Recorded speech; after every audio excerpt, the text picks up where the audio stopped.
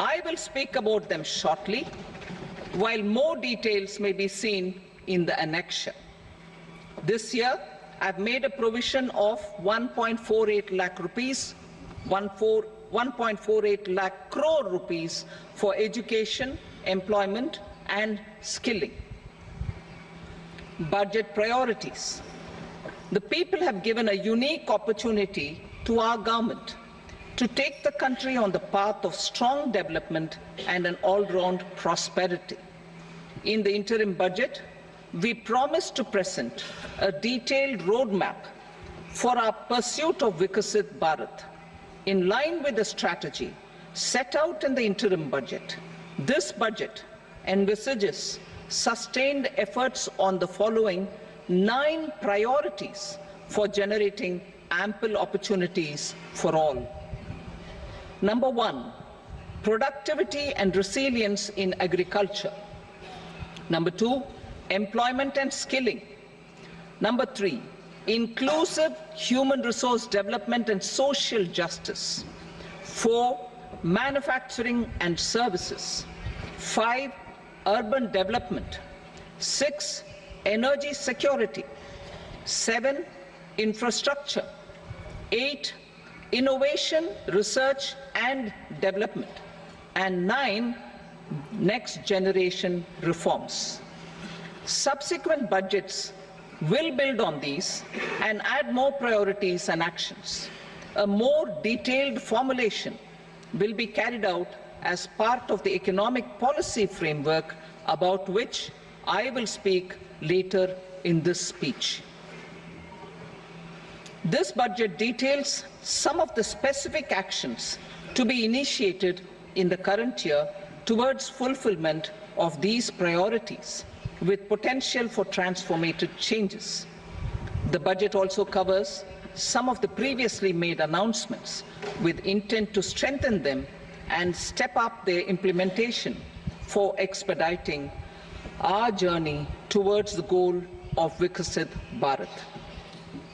Priority 1, productivity and resilience in agriculture. Transforming agricultural research. Our government will undertake a comprehensive review of the agricultural research setup to bring the focus on raising productivity and developing climate-resilient varieties. Funding will be provided in challenge mode, including to the private sector. Domain experts, both from the government and outside, will oversee the conduct of such research. Release of new varieties. New 109 high-yielding and climate-resilient varieties of 32 field and horticultural crops will be released for cultivation by farmers. Natural farming. In the next 2 years, 1 crore farmers across the country will be initiated into natural farming, supported by certification and branding. Implementation will be through scientific institutions and willing gram panchayats. 10,000 need-based bio-input resource centers will be established. Missions for pulses and oil seeds. For achieving self-sufficiency in pulses and oil seeds, we will strengthen their production, storage and marketing. As announced in the interim budget, a strategy is being put in place to achieve Atmanirbharta for oil seeds such as mustard, groundnut, sesame, soybean and sunflower. Vegetable production and supply chains. Large-scale clusters for vegetable production will be developed closer to major consumption centers. We will promote farmer-producer organizations, cooperatives, and startups for vegetable supply chains, including for collection and storage and marketing. Digital public infrastructure for agriculture. Buoyed by the success of the pilot project, our government in partnership with the states, will facilitate the implementation of the digital public infrastructure in agriculture for coverage of farmers and their lands in 3 years.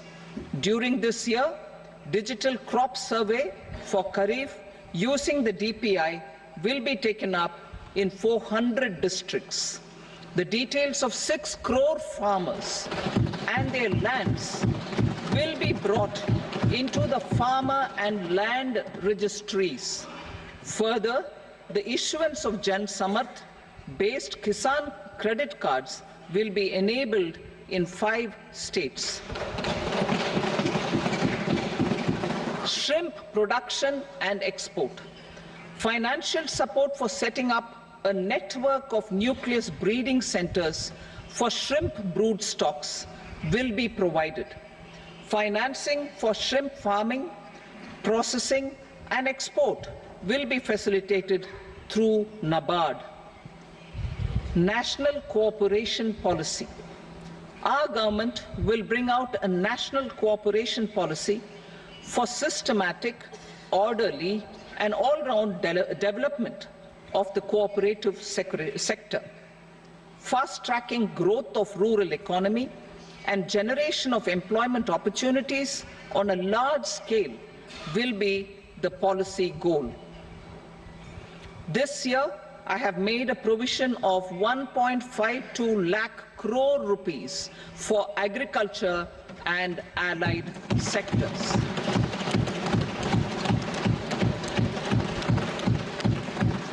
Priority 2, employment and skilling. Employment-linked incentive. Our government will implement following 3 schemes for employment-linked incentive as part of the Prime Minister's package. These will be based on enrollment in the EPFO and focus on recognition of first-time employees and support to employees and employers. Scheme A, first-timers. This scheme will provide 1 month wage to all persons newly entering the workforce in all formal sectors.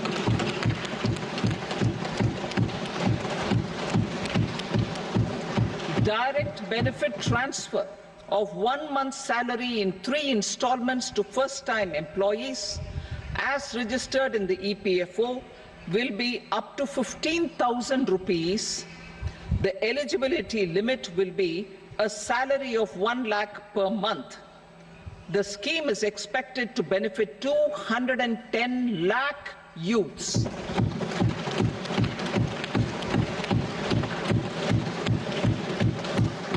Scheme B, job creation in manufacturing. This scheme will incentivize additional employment in the manufacturing sector linked to the employment of first-time employees. An incentive will be provided at specified scale directly both to the employee and the employer with respect to the EPFO contribution in the first 4 years of employment. The scheme is expected to benefit 30 lakh youth entering employment and their employers.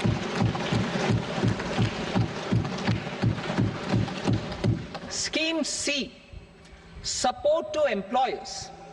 This employer-focused scheme will cover additional employment in all sectors. All additional employment within a salary of 1 lakh rupee per month will be counted.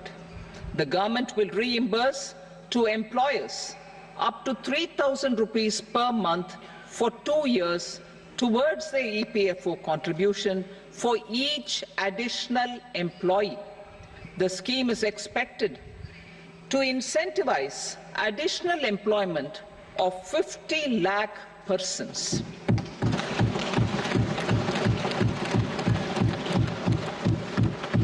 Participation of women in the workforce. We will facilitate higher participation of women in the workforce through setting up of working women hostels in collaboration with industry and establishing creches. In addition, the partnership will seek to organize women-specific skilling programs and promotion of market access for women SHG enterprises. Skilling program. I'm happy to announce a new centrally sponsored scheme as the fourth scheme under the Prime Minister's package for skilling in collaboration with state governments and industry. 20 lakh youth will be skilled over a 5-year period.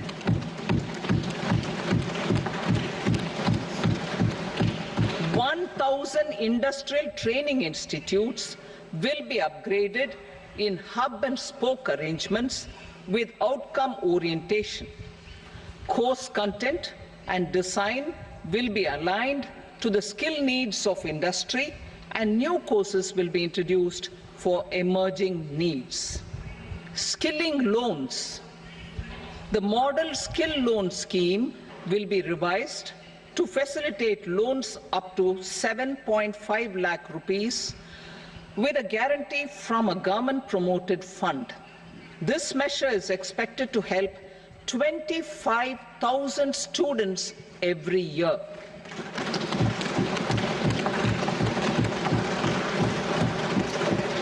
Education loans. For helping our youth who have not been eligible for any benefit under government schemes and policies, I am happy to announce a financial support for loans up to 10 lakh rupees for higher education in domestic institutions.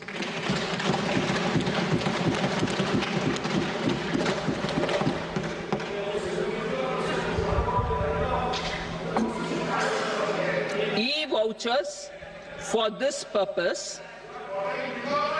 E-vouchers for this purpose will be given directly to 1 lakh students every year for annual interest subvention of 3% of the loan amount.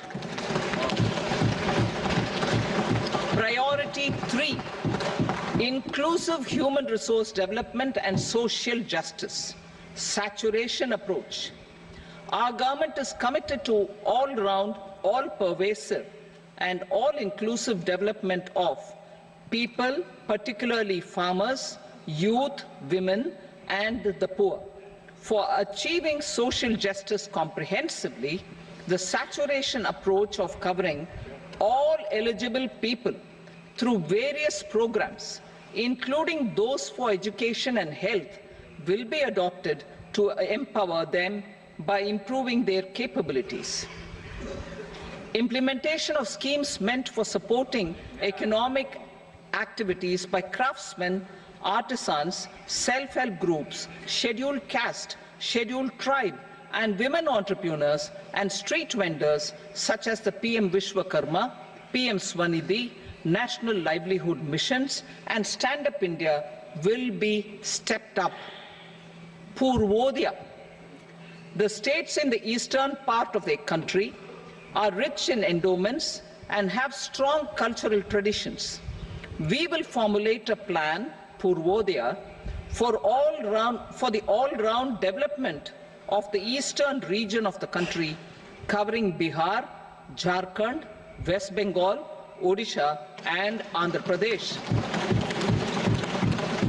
This will cover human resource development, infrastructure, and generation of economic opportunities to make the region an engine to attain Vikasit Bharat. On the Amritsar-Kolkata industrial corridor, we will support development of an industrial node at Gaya. This corridor will catalyze industrial development of the eastern region. The industrial node at Gaya will also be a good model for developing our ancient centers of cultural importance into future centers of modern economy. This model shall showcase Vikas B, Virasat B in our growth trajectory. We will also support development of road connectivity projects, namely 1. Patna-Purnia Expressway, 2. Buxar-Bhagalpur Expressway, 3. Bodh Gaya, Rajgir, Vaishali and Darbhanga spurs, and 4. Additional 2-lane bridge over River Ganga at Buxar at a total cost of 26,000 crore rupees.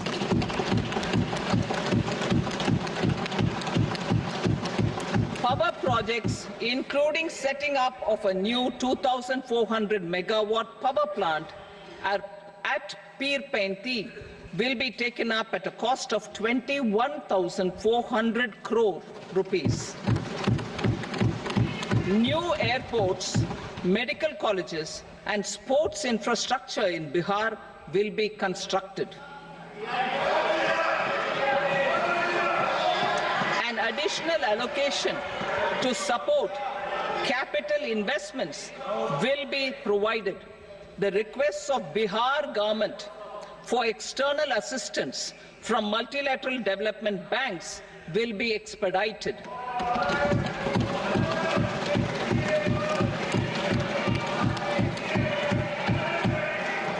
Andhra Pradesh Reorganization Act. Our government has made concerted efforts to fulfill the commitments in Andhra Pradesh Reorganization Act.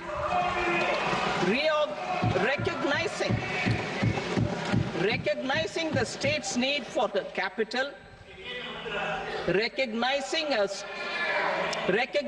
the state's need for a capital, we will facilitate special financial support through multilateral development agencies. In the current financial year, 15,000 crore rupees will be arranged with additional amounts in future years.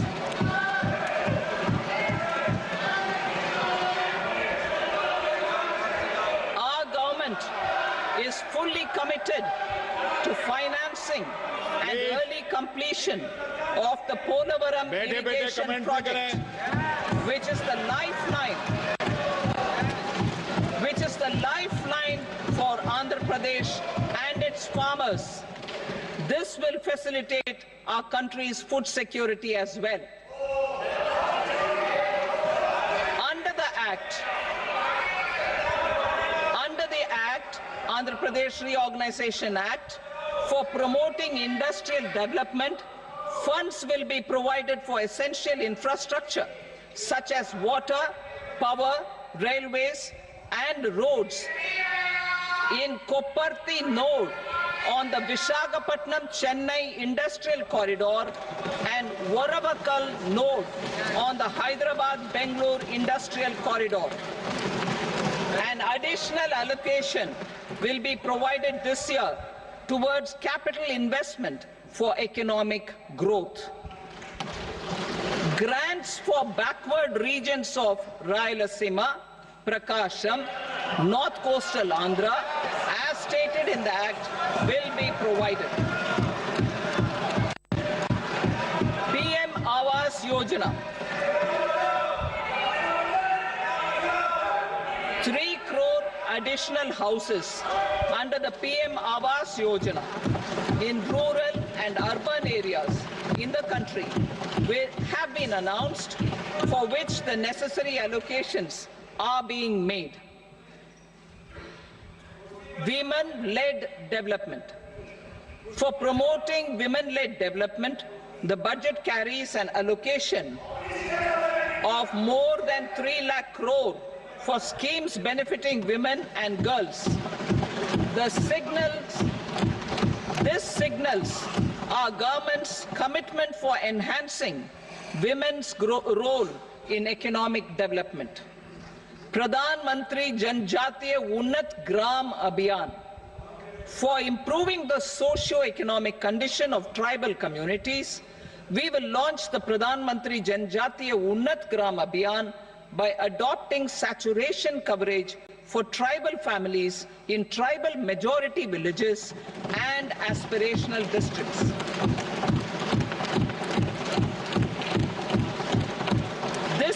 cover 63,000 villages, benefiting 5 crore tribal people. Bank branches in northeastern region. More than 100 branches of India Post Payment Bank will be set up in the northeast region to expand the banking services. This year, I have made a provision of 2.66 lakh crore rupees for rural development, including rural infrastructure. Priority 4, manufacturing and services, support for promotion of MSMEs. This budget provides special attention to MSMEs and manufacturing, particularly labor-intensive manufacturing. We have formulated a package covering financing, regulatory changes, and technology support for MSMEs to help them grow and also compete globally, as mentioned in the interim budget. I am happy to announce the following specific measures. Credit guarantee scheme for MSMEs in the manufacturing sector. For facilitating term loans to MSMEs for purchase of machinery and equipment without collateral or third-party guarantee, a credit guarantee scheme will be introduced. The scheme will operate on pooling of credit risks of such MSMEs. A separately constituted self-financing guarantee fund will provide to each applicant guarantee cover up to 100 crore rupees, while the loan amount may be larger. The borrower will have to provide an upfront guarantee fee and an annual guarantee fee on the reducing loan balance. New assessment model for MSME credit. Public sector banks will build their own in-house capability to assess MSMEs for credit instead of relying on external assessment. They will also take a lead in developing or getting developed a new credit assessment model based on the scoring of digital footprints of the MSMEs in the economy. This is expected to be a significant improvement over the traditional assessment of credit eligibility based only on asset or turnover criteria. That will also cover MSMEs without a formal accounting system. Credit support to MSMEs during stress period. I'm happy to announce a new mechanism for facilitating continuation of bank credit to MSMEs during their stress period while being in special mention account, SMA stage, for reasons beyond their control. MSMEs need credit to continue their business and to avoid getting into the NPA stage. Credit availability will be supported through a guarantee from a government-promoted fund. Mudra loans. The limit of Mudra loans will be enhanced to 20 lakh from the current 10 lakh for those entrepreneurs who have availed and successfully repaid previous loans under the Tarun category. Enhanced scope for mandatory onboarding in trades. For facilitating MSMEs to unlock their working capital by converting their trade receivables into cash, I propose to reduce the turnover threshold of buyers for mandatory onboarding on the trades platform from rupees 500 crore to 250 crore rupees. This measure will bring 22 more CPSCs and 7,000 more companies onto the platform. Medium enterprises will also be included in the scope of the suppliers. SIDBI branches in MSME clusters. SIDBI will open new branches to expand its reach to serve all major MSME clusters within 3 years and provide direct credit to them. With the opening of 24 such branches this year, The service coverage will expand to 168 out of 242 major clusters. MSME units for food irradiation, quality and safety testing. Financial support for setting up of 50 multi-product food irradiation units in the MSME sector will be provided. Setting up of 100 food quality and safety testing labs with NABL accreditation will be facilitated. E-commerce export hubs. To enable MSMEs and traditional artisans to sell their products in international markets, e-commerce export hubs will be set up in public-private partnership mode. These hubs, under a seamless regulatory and logistic framework, will facilitate trade and export-related services under one roof. Measures for promotion of manufacturing and services. Internship in top companies. As the fifth scheme under Prime Minister's package, our government will launch a comprehensive scheme for providing internship opportunities in 500 top companies to 1 crore youth in 5 years. They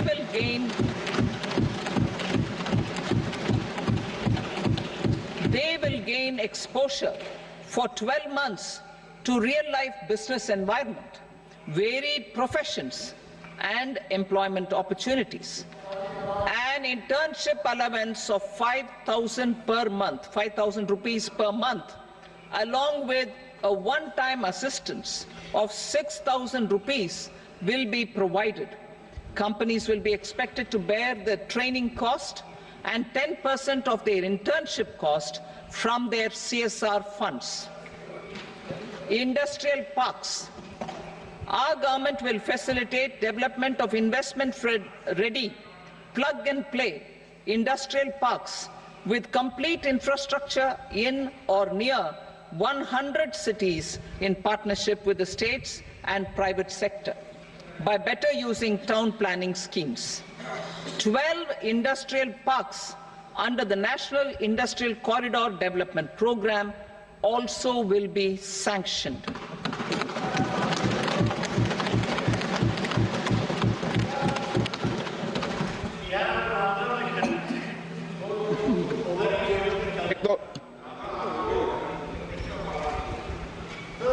Veji paper, no.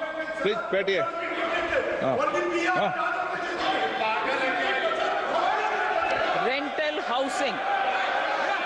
Rental housing with dormitory type accommodation for industrial workers will be, just 1 minute. Rental housing, I repeat, rental housing with dormitory type accommodation for industrial workers will be facilitated in PPP mode with VGF support and commitment from anchor industries. Shipping industry, ownership, leasing and flagging reforms will be implemented to improve the share of Indian shipping industry and generate more employment. Critical mineral mission. We will set up a critical mineral mission for domestic production, recycling of critical minerals and overseas acquisition of critical mineral assets. Its mandate will include technology development, skilled workforce, extended producer responsibility framework and a suitable financing mechanism. Offshore mining of minerals. Our government will launch the auction of the first tranche of offshore blocks for mining, building on the exploration already carried out. Digital public infrastructure applications. Turning to the services sector, I propose development of DPI applications at population scale for productivity gains, business opportunities and innovation by the private sector. These are planned in the areas of credit, e-commerce, education, health, law and justice, logistics, MSME service delivery, and urban governance. Integrated technology platform for IBC ecosystem. An integrated technology platform will be set up for improving the outcomes under the Insolvency Bankruptcy Code for achieving consistency, transparency, timely processing, and better oversight for all stakeholders. Voluntary closure of LLPs. The services of the Center for Processing Accelerated Corporate Exit, CPACE, will be extended for voluntary closure of LLPs to reduce the closure times. National Company Law Tribunals. The IBC has resolved more than 1,000 companies, resulting in direct recovery of 3.3 lakh crore to creditors. 3.3 lakh crore rupees to creditors. In addition, 28,000 cases involving over 10 lakh crore rupees have been disposed of even prior to admission. Appropriate changes to the IBC, reforms and strengthening of the tribunal and appellate tribunals will be initiated to speed up insolvency resolution. Additional tribunals will be established. Out of those, some will be notified to decide cases exclusively under the Companies Act. Debt recovery. Steps for reforming and strengthening debt recovery tribunals will be taken. Additional tribunals will be established to speed up recovery.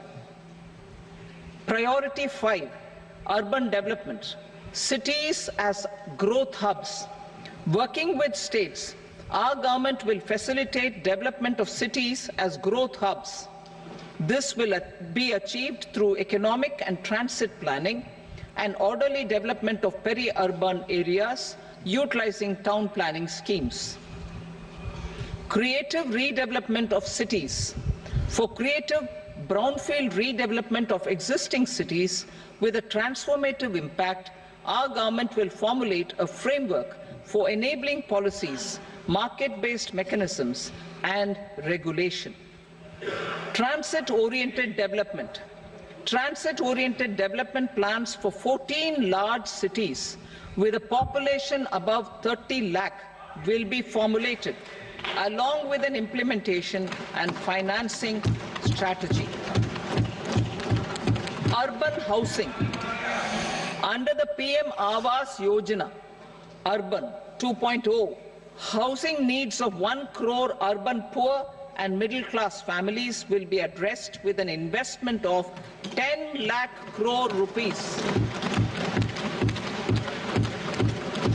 This will include the central assistance of 2.2 lakh crore rupees in the next 5 years.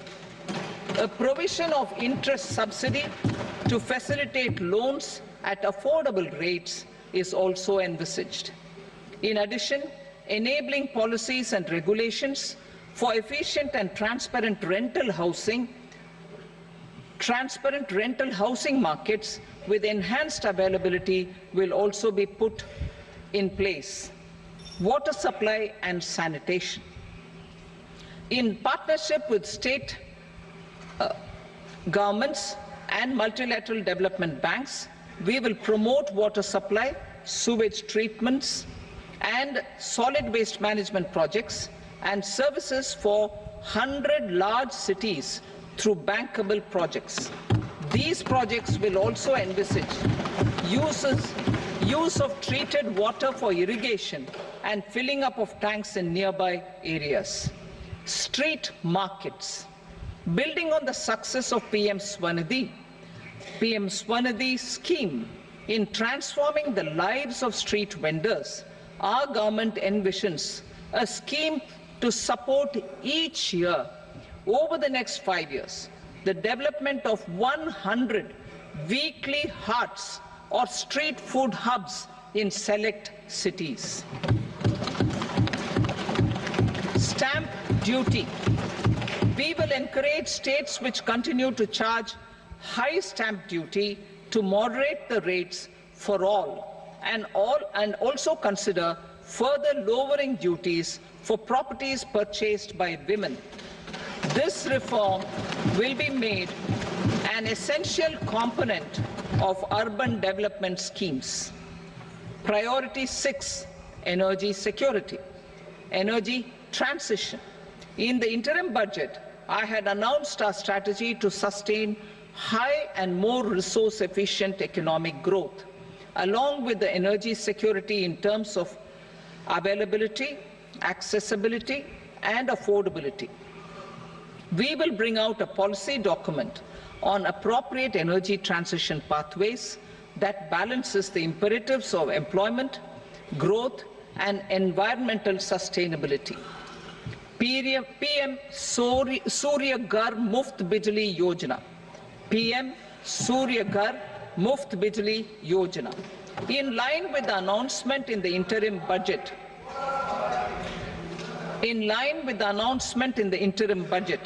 PM Surya Ghar Muft Bijli Yojana has been launched to install rooftop solar plants to enable 1 crore households obtain free electricity up to 300 units every month. The scheme has generated remarkable response with more than 1.28 crore registrations and 14 lakh applications, and we will further encourage it. Pumped storage policy. A policy for promoting pumped storage projects will be brought out for electricity storage and facilitating smooth integration of the growing share of renewable energy with its variable and intermittent nature in the overall energy mix. Research and development of small and modular nuclear reactors. Nuclear energy is expected to form a very significant part of the energy mix for Vikasit Bharat. Towards that pursuit, our government will partner with the private sector for 1. Setting up Bharat Small Reactors, 2. Research and development of Bharat Small Modular Reactor, and 3. Research and development of newer technologies for nuclear energy. The R&D funding announced in the interim budget will be made available for this sector also. Advanced ultra supercritical thermal power plants. The development of indigenous technology for advanced ultra supercritical thermal power plants with much higher efficiency has been completed. A joint venture between NTPC and BHEL will set up a full-scale 800 megawatt commercial plant using AUSC technology. The government will provide the required fiscal support. Moving forward, development of indigenous capacity for the production of high-grade steel and other advanced metallurgy materials for these plants will result in strong spin-off benefits for the economy. Roadmap for hard-to-abate industries. A roadmap for moving the hard-to-abate industries from energy efficiency targets to emission targets will be formulated. Appropriate regulations for transition of these industries from the current perform, achieve, and trade mode to Indian carbon market mode will be put in place. Support to traditional micro and small industries. An investment-grade energy audit of traditional micro and small industries in 60 clusters, including brass and ceramic, will be facilitated. Financial support will be provided for shifting them to cleaner forms of energy and implementation of energy efficiency measures. The scheme will be replicated in another 100 clusters in the next phase. Priority 7, infrastructure, investment by central government. Significant investment the central government has made over the years in building and improving infrastructure has had a strong multiplier effect on the economy. We will endeavour to maintain strong fiscal support for infrastructure over the next 5 years, in conjunction with imperatives of other priorities and fiscal consolidation. This year, I have provided 11,11,111 crore rupees for capital expenditure. This would be 3.4% of our GDP. Infrastructure investment by state governments. We will encourage states to provide support of similar scale for infrastructure, subject to their development priorities. A provision of 1.5 lakh crore rupees for long-term interest-free loans have been made this year, also to support the states in their resource allocation. Private investment in infrastructure. Investment in infrastructure by private sector will be promoted through viability gap funding and enabling policies and regulations. A market-based financing framework will be brought out.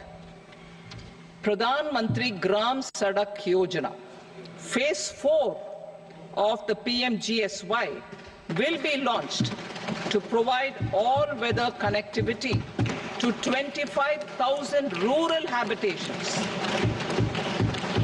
which have become eligible in view of their population increase. Irrigation and flood mitigation. Bihar has frequently suffered from floods, many of them originating outside the country. Plans to build flood control structures in Nepal are yet to progress. Our government, through the Accelerated Irrigation Benefit Program and other sources, will provide financial support for projects with estimated cost of 11,500 crore rupees, such as the Kosi-Michi intra-state link and 20 other ongoing and new schemes, including barrages, river pollution abatement and irrigation projects. In addition, survey and investigation of Kosi-related flood mitigation and irrigation projects will be undertaken.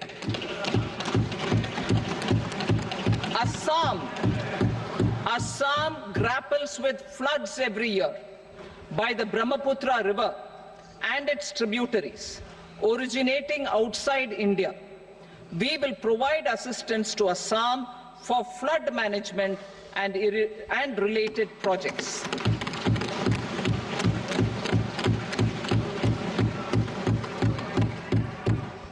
Himachal Pradesh suffered extensive losses due to floods last year.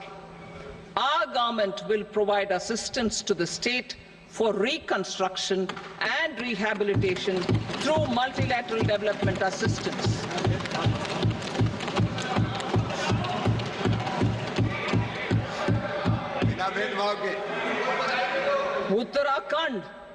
Uttarakhand too suffered losses due to cloudbursts and massive landslides. We will provide assistance to the state. Recently, Sikkim witnessed devastating flash floods and landslides that wreaked havoc across the state. Our government will provide assistance to the state. Tourism. Tourism has always been a part of our civilization. Our efforts in positioning India as a global tourist destination will also create jobs, stimulate investments, and unlock economic opportunities for other sectors. In addition to the measures outlined in the interim budget, I propose the following measures. Vishnupad temple at Gaya and Mahabodhi temple at Bodh Gaya in Bihar are of immense spiritual significance. Comprehensive development of Vishnupad temple corridor and Mahabodhi temple corridor will be supported, modeled on the successful Kashi Vishwanath temple corridor to transform them into world-class pilgrim and tourist destinations. Rajgir holds immense religious significance for Hindus, Buddhists and Jains. The 20th Tirthankara Muniswarata temple in the Jain temple complex is ancient. The Saptarishi or the 7 hot springs form a warm water Brahmkund that is sacred. A comprehensive development initiative for Rajgir will be undertaken. Our government will support the development of Nalanda as a tourist center, besides reviving Nalanda University to its glorious stature. Odisha's scenic beauty, temples, monuments, craftsmanship, wildlife sanctuaries, natural landscapes, and pristine beaches make it an ultimate tourism destination. Our government will provide assistance for their development to Odisha as well. Priority 8, innovation, research and development. We will operationalize the Anusandhan National Research Fund for basic research and prototype development. Further, we will set up a mechanism for spurring private sector-driven research and innovation at commercial scale with a financing pool of 1 lakh crore rupees in line with the announcement in the interim budget. Space economy. With our continued emphasis on expanding the space economy by 5 times in the next 10 years, a venture capital fund of 1,000 crore rupees will be set up. Priority 9, next generation reforms. Economic policy framework. We will formulate an economic policy framework to delineate the overarching approach to economic development and set the scope of the next generation of reforms for facilitating employment opportunities and sustaining high growth. Our government will initiate and incentivize reforms for 1. Improving productivity of factors of production, and 2. Facilitating markets and sectors to become more efficient. These reforms will cover all factors of production, namely land, labor, capital, and entrepreneurship, and technology as an enabler of improving total factor productivity and bridging inequality.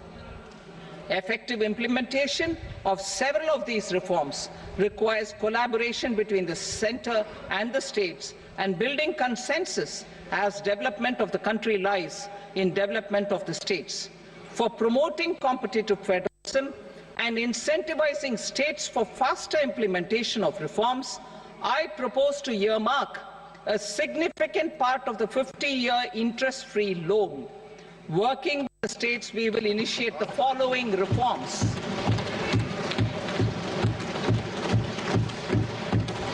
Land-related reforms and actions, both in the rural and urban areas, will cover land administration, will cover 1. Land administration, planning and management, and 2. Urban planning usage and building bylaws. These will be incentivized for completion within the next 3 years through appropriate fiscal support. Rural land-related actions. Rural land-related actions will include 1. Assignment of unique land parcel identification number, UL PIN, or Bhu Aadhar for all lands. 2. Digitization of cadastral maps. 3. Survey of map subdivisions as per current ownership. 4. Establishment of land registry. And 5. Linking to the farmers registry. These actions will also facilitate credit flow and other agricultural services. Urban land-related actions. Land records in urban areas will be digitized with GIS mapping. An IT-based system for property record administration, updating, and tax administration will be established. These will also facilitate improving the financial position of urban local bodies. Labor-related reforms. Services to labor. Our government will facilitate the provision of a wide array of services to labor, including those for employment and skilling. A comprehensive integration of e-Shram portal with other portals will facilitate such one-stop solution. Open architecture databases for the rapidly changing labor market, skill requirements, and available job roles, and a mechanism to connect job aspirants with potential employers and skill providers will be covered in these services. Shram Suvidha and Samadhan portal. Shram Suvidha and Samadhan portal will be revamped to enhance ease of compliance for industry and trade. Capital and entrepreneurship related reforms, financial sector vision and strategy. For meeting financing needs of the economy, our government will bring out a financial sector vision and strategy document to prepare the sector in terms of size, capacity, and skills. This will set the agenda for the next 5 years and guide the work of the government, regulators, financial institutions, and market participants. Taxonomy for climate finance. We will develop taxonomy for climate finance for enhancing the availability of capital for climate adaptation and mitigation. This will support achievement of the country's climate commitments and green transition. Variable capital company structure. We will seek the required legislative approval for providing an efficient and flexible mode for financing leasing of aircrafts and ships and pooled funds of private equity through a variable company structure. Foreign direct investment and overseas investment. The rules and regulations for foreign direct investment and overseas investments will be simplified to 1. Facilitate foreign direct investments, 2. Nudge prioritization, and 3. Promote opportunities for using Indian rupee as a currency for overseas investment. NPS Vatsalya. NPS Vatsalya, a plan for contribution by parents and guardians for minors, will be started. On attaining the age of majority, the plan can be converted seamlessly into a normal NPS account. Use of technology. We have successfully used technology for improving productivity and bridging inequality in our economy during the past 10 years. Public investment in digital infrastructure and innovations by the private sector have helped in improving access of all citizens, particularly the common people, to market resources, education, health and services. We will step up adoption of technology towards digitalization of the economy. Ease of doing business. For enhancing ease of doing business, we are already working on the Jan Vishwas Bill 2.0. Further, states will be incentivized for implementation of the business reforms, action plans, and digitalization. Data and statistics. For improving data governance, collection, processing and management of data and statistics, different sectoral databases, including those established under the Digital India mission, will be utilized with active use of technology tools. New pension scheme. The committee to review the NPS has made considerable progress in its work. I am happy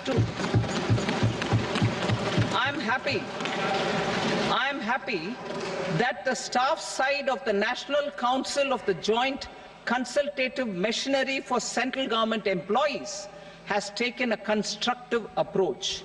A solution will be evolved which addresses the relevant issues while maintaining fiscal prudence to protect the common citizens. Budget estimates for 24-25. For the year 24-25, total receipts other than borrowings and the total expenditure are estimated at 32.07 lakh crore rupees and 48.21 lakh crore rupees respectively. The net tax receipts are estimated at 25.83 lakh crore rupees. The fiscal deficit is estimated at 4.9% of the GDP. The gross and the net market borrowings through dated securities during 24-25 are estimated at 14.01 lakh crore rupees and 11.63 lakh crore rupees respectively. Both will be less than that in 23-24. The fiscal consolidation path announced by me in 2021 has served our economy very well, and we aim to reach the deficit below 4.5% next year. The government is committed to staying the course. From 2026-27 onwards, our endeavour will be to keep the fiscal deficit each year such that the central government's debt will be on a declining path as percentage of GDP. I will now move to Part B.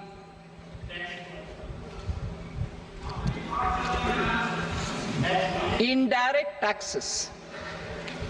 Sir, I start with GST. It has decreased tax incidence on the common man, reduced compliance burden and logistics cost for trade and industry, and enhanced revenues of the central and the state governments. It is a success of vast proportions. To multiply the benefits of GST, we will strive to further simplify and rationalize the tax structure and endeavour to expand it to the remaining sectors.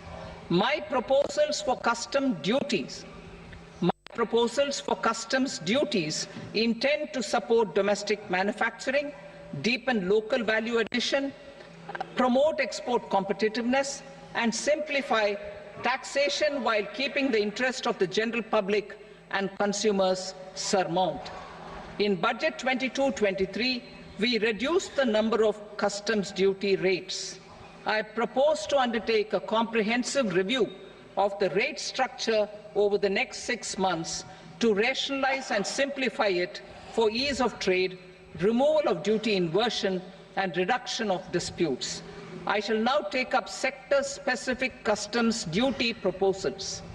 Medicine and medical equipments. To provide relief to cancer patients, I propose to fully exempt 3 more medicines from customs duties.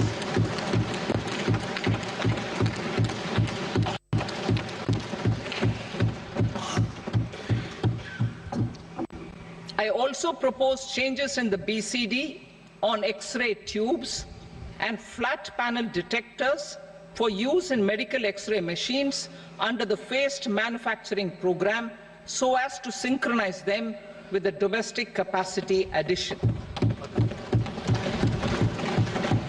Mobile phone and related parts.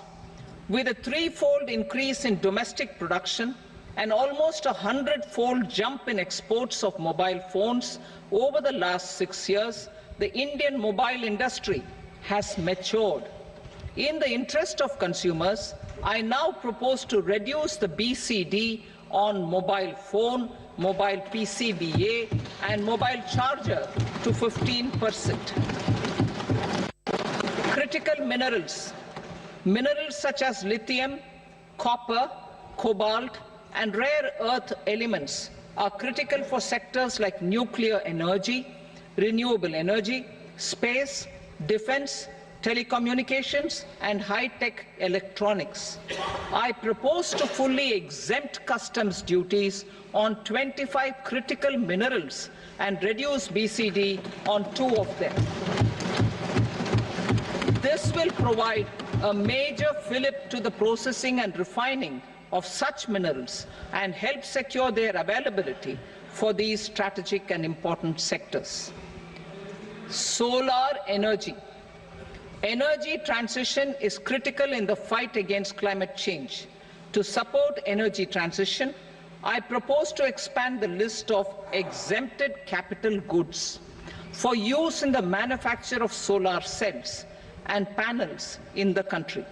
Further, in view of sufficient domestic manufacturing capacity of solar gas, glass and tinned copper interconnect, I propose not to extend the exemption of custom duties provided to them. Marine products. India's seafood exports in the last financial year touched an all-time high of more than 60,000 crores of rupees. Frozen shrimp accounted for about 2/3 of these exports. To enhance their competitiveness, I propose to reduce BCD on certain broodstock, polychaete worms, shrimp and fish feed to 5%. I also propose to exempt customs duty on various inputs for manufacture of shrimp and fish feed. Leather and textile. Similarly, to enhance the competitiveness of exports in the leather and textile sectors, I propose to reduce BCD on real down-filling material from duck or goose. I am also making additions to the list of exempted goods for manufacture of leather and textile garments, footwear and other leather articles for export. To rectify inversion in duty, I propose to reduce BCD subject to conditions on methylene diphenyl diisocyanate (MDI) for manufacture of spandex yarn from 7.5 to 5%. Furthermore, the export duty structure on raw hides, skin and leather is proposed to be simplified and rationalized. Precious metals. To enhance domestic value addition in gold and precious metal jewelry in the country, I propose to reduce customs duties on gold and silver to 6% and that of platinum to 6.4%. Other metals. Steel and copper are important raw materials. To reduce their cost of production, I propose to remove the BCD on ferronickel and blister copper. I am also continuing with nil BCD on ferrous scrap and nickel cathode and concessional BCD of 2.5% on copper scrap. Electronics. To increase value addition in the domestic electronics industry, I propose to remove the BCD subject to conditions on oxygen-free copper for manufacture of resistors. I also propose to exempt certain parts for manufacture of connectors. Chemicals and petrochemicals. To support existing and new capacities in the pipeline, I propose to increase the BCD on ammonium nitrate from 7.5% to 10%. Plastics. PVC flex banners are non-biodegradable and hazardous for environment and health. To curb their imports, I propose to raise the BCD on them from 10 to 25%. Telecommunication equipment. To incentivize domestic manufacturing, I propose to increase the BCD from 10 to 15% on PCBA, of specified telecom equipment. Trade facilitation. To promote domestic aviation and boat and ship MRO, I propose to extend the period for export of goods imported for repairs from 6 months to 1 year. I'll read that again. To promote domestic aviation and boat and ship maintenance, repair and operations, I propose to extend the period for export of goods imported for repairs from 6 months to 1 year. In the same vein, I propose to extend the time limit for re-import of goods for repairs under warranty from 3 to 5 years. I now move to direct taxes. We will continue our efforts to simplify taxes, improve taxpayer services, provide tax certainty, and reduce litigation while enhancing revenues for funding the development and welfare schemes of the government. It has been our endeavour to simplify taxation. We have taken a number of measures in the last few years, including introduction of simplified tax regimes without exemptions and deductions for corporate tax and for personal income tax. This has been appreciated by taxpayers. 58% of corporate tax came from the simplified tax regime in the financial year 22-23. Similarly, as per data available till now, for the last fiscal, more than 2/3 have availed the new personal income tax regime. Comprehensive review of the Income Tax Act. I am now announcing a comprehensive review of the Income Tax Act 1961. The purpose is to make the Act concise, lucid, easy to read and understand. This will reduce disputes and litigation, thereby providing tax certainty to the taxpayers. I will also bring down the demand embroiled in litigation. It is proposed to be completed in 6 months. A beginning is being made in the Finance Bill by simplifying the tax regime for charities, tedious rate structures, provisions of reassessment and such provisions, and capital gains taxation. Simplification for charities and tedious.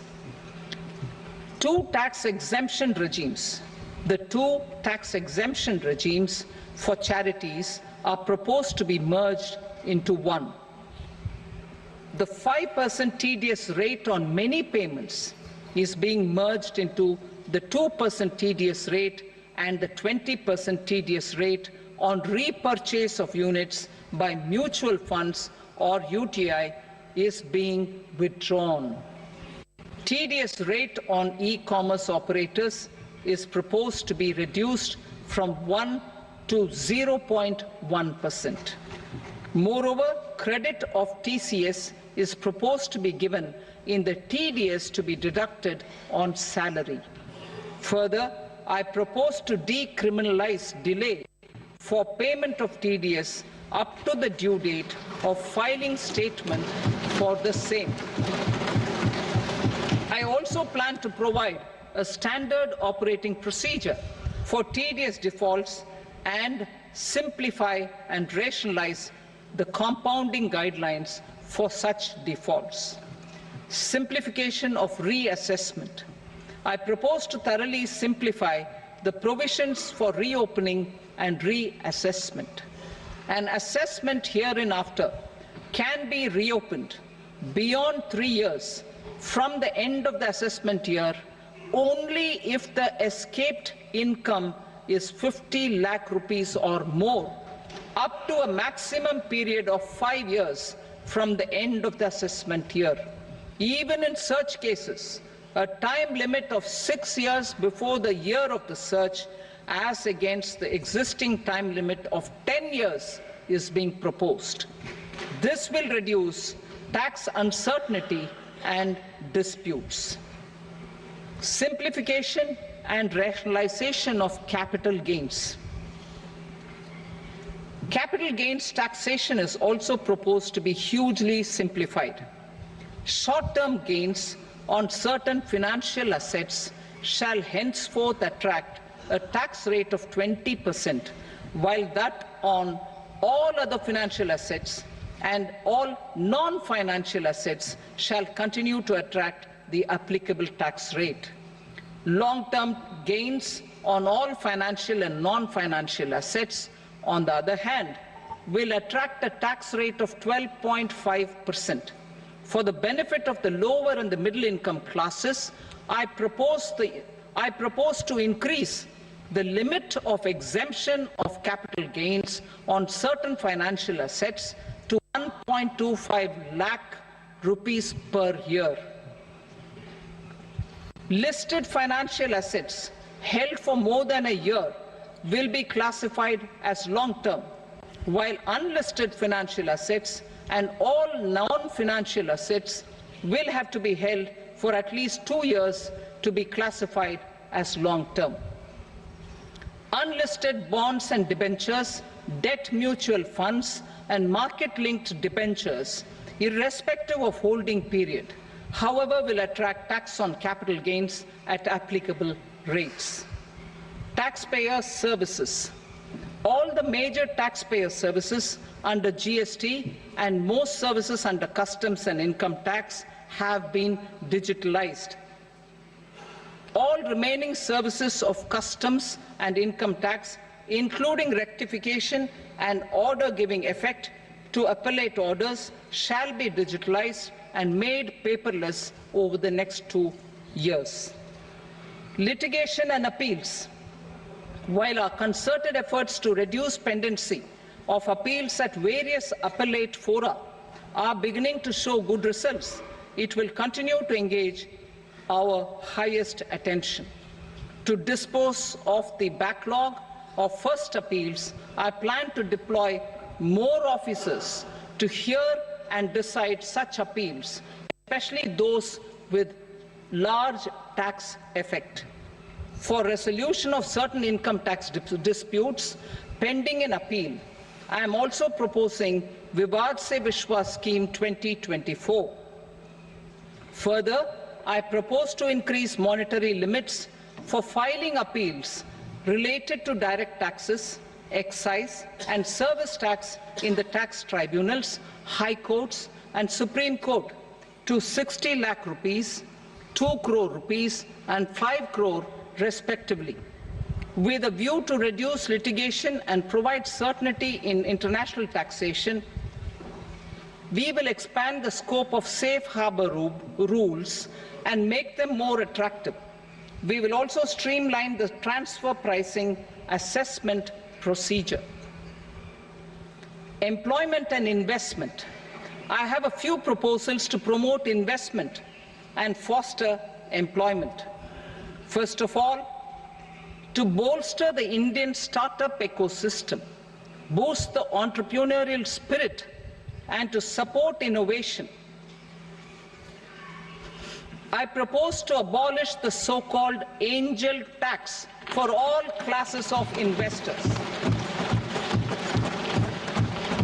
Second, there is tremendous potential for cruise tourism in India. To give a fillip to this employment-generating industry, I am proposing a simpler tax regime for foreign shipping companies operating domestic cruises in the country. Third, India is a world leader in the diamond cutting and polishing industry, which employs a large number of skilled workers. To further promote the development of this sector, we would provide for safe harbor rates for foreign mining companies selling raw diamonds in the country. Fourth, to attract foreign capital for our development needs, I propose to reduce the corporate tax rate on foreign companies from 40 to 35%. Deepening the tax base. I have a couple of proposals for deepening the tax base. First, security transaction tax on futures and options of securities is proposed to be increased to 0.02% and 0.1% respectively. Second, For reasons of equity, I propose to tax income received on buyback of shares in the hands of recipients. Other proposals: to improve social security benefits, deduction of expenditure by employers towards NPS is proposed to be increased from 10 to 14% of the employee's salary.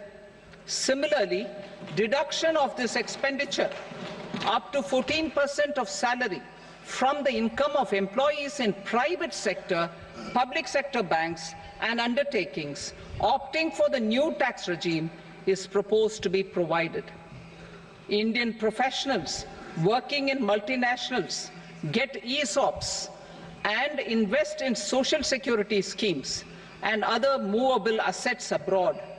Non-reporting of such small foreign assets has penal consequences under the Black Money Act.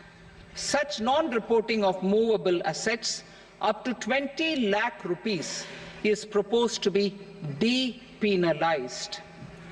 Other major proposals in the finance bill relate to withdrawal of equalization levy of 2%, expansion of tax benefits to certain funds and entities in IFSCs, and immunity from penalty and prosecution to benamidar on full and true disclosure so as to improve conviction under the Benami Transaction Prohibition Act 1988.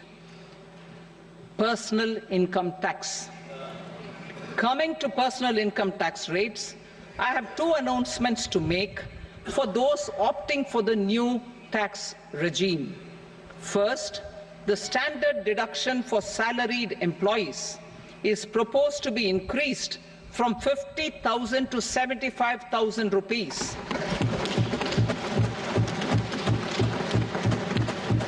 Similarly, deduction on family pension for pensioners is proposed to be enhanced from 15,000 to 25,000 rupees. This will provide relief to about 4 crore salaried individuals and pensioners.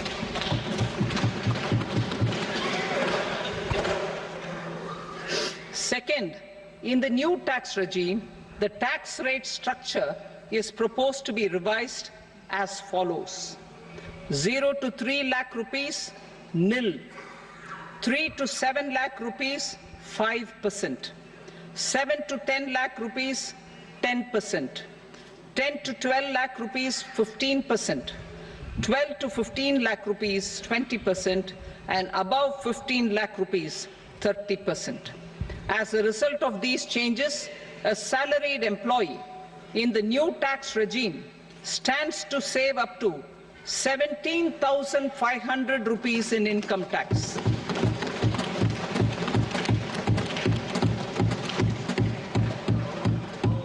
Apart from these, I am also making some other changes as given in the annexure. As a result of these proposals, revenue of about 37,000 crore, that is 29,000 crore in direct taxes and 8,000 crore in indirect taxes, will be foregone, while revenue of about 30,000 crore rupees will be additionally mobilized. Thus, the total revenue foregone is about 7,000 crores annually. Mr. Speaker, sir, with this, I commend the budget to this august House. Jai Hind.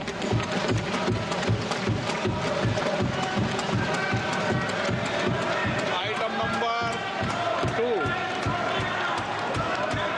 Item number 2.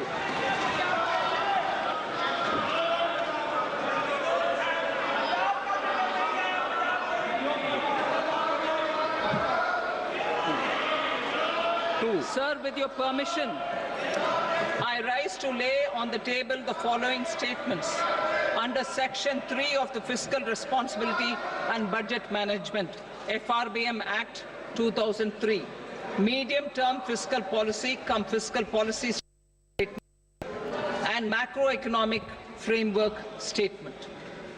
Item number 3. Sir, with your permission, I rise to move for leave to introduce the Finance Number 2 Bill 2024. प्रश्न ये कि विधेयक को पुनर्स्थापित करने की अनुमति प्रदान की जाए। जो सदस्य इसके पक्ष में हाँ कहें, जो सदस्य विरोध में ना कहें। मेरे विचार में निर्णय हाँ वालों के पक्ष में अनुमति प्रदान की जाती है। माननीय मंत्री जी, अब विधेयक पुनर्स्थापित करें। Sir, I introduce the bill. Item number 4, The Union Territory of Jammu and Kashmir budget. Sir, I rise to present a statement, Hindi and English versions, of the estimated receipts and expenditure of the Union Territory of Jammu Kashmir for the year 24-25. सभा की कार्रवाई कल बुधवार दिनांक 24 जुलाई 2024 को प्राप्त 11 बजे तक के लिए स्थगित की जाती है।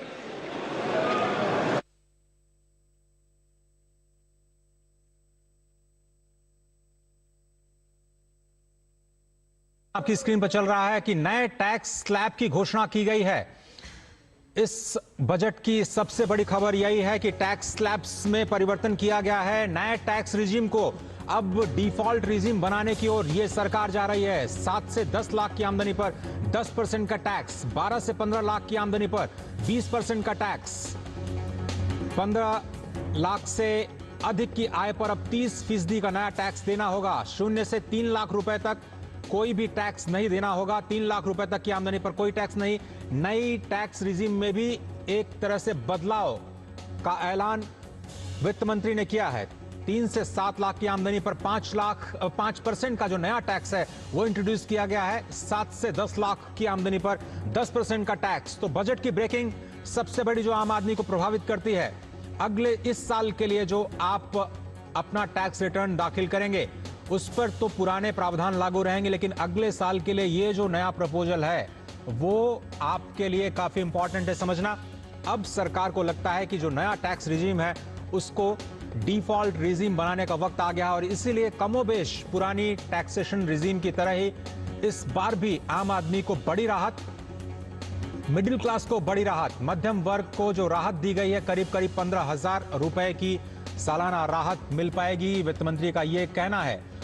ये जो फोकस है बजट का इंटरिम बजट से ही लेते हुए गरीब, युवा, किसान और महिला, ये 4 जो बड़ी जातियां जिसका जिक्र किया था प्रधानमंत्री ने, उसी को आगे बढ़ाते हुए इस नए साल का 2024-25 का जो बजट है वो अब संसद में पेश किया गया है और सबसे बड़ा फोकस इस बजट का नजर आता है रोजगार का सृजन। 2047 तक भारत को विकसित राष्ट्र बनाने के लिए जो कदम उठाए गए हैं उनमें 9 सूत्रीय रोड मैप की घोषणा की है वित्त मंत्री ने और बड़ा ऐलान किया है इंफ्रास्ट्रक्चर को लेकर के। इस वक्त हम देखें तो अभी तक का सबसे बड़ा इन्वेस्टमेंट इंफ्रास्ट्रक्चर पर दिखाई दिया है। 11,11,111 करोड़ रुपए का कैपेक्स जो इंटरिम बजट में ऐलान किया गया था उसको बरकरार रखा गया है। साथ में अगर आप ग्रांटिंग ऐड को जोड़ दें तो ये कैपिटल एक्सपेंडिचर जो इफेक्टिव कैपिटल एक्सपेंडिचर है वो 15 लाख करोड़ रुपए को पार कर जाता है। खासतौर पर पूर्वोदय योजना का शुभारंभ किया गया है। देश के पूर्वी राज्यों को बजट का या फिर कहें विकसित भारत का नया ग्रोथ इंजन बनाने के लिए अब सरकार ने नई योजना की शुरुआत की है जिसमें स्पष्ट तौर पर जो फोकस है वो पूर्व के राज्यों पर नजर आएगा। और ये जो पूर्व के राज्य हैं उनमें बंगाल, बिहार, उड़ीसा, पश्चिम बंगाल और आंध्र प्रदेश। खासतौर पर यह भी कहा जा सकता है कि कोalition पॉलिटिक्स को ध्यान में रखते हुए बिहार के लिए बुनियादी ढांचे की बड़ी परियोजनाओं का ऐलान किया है वित्त मंत्री ने। साथ ही साथ आंध्र प्रदेश की नई राजधानी के लिए भी 15,000 करोड़ रुपए का ऐलान किया गया है। खासतौर पर विकास भी, विरासत भी, इसी की तर्ज पर जो विकास की नई धारा है उसको आगे बढ़ाने की कोशिश की जाएगी। लेकिन आज की सबसे बड़ी खबर यही कि नया टैक्स स्लैब वो प्रपोज किया है वित्त मंत्री ने। साल 2024-25 के लिए 3 लाख रुपए तक आपको कोई टैक्स नहीं देना है। 3 से 7 लाख रुपए के बीच में 5% का नया टैक्स स्लैब लगाया गया। 7 से 10 लाख रुपए के बीच में 10% का, 10 से 12 लाख रुपए की आमदनी पर 15% का, 12 से 15 लाख की आमदनी पर 20% और 15 लाख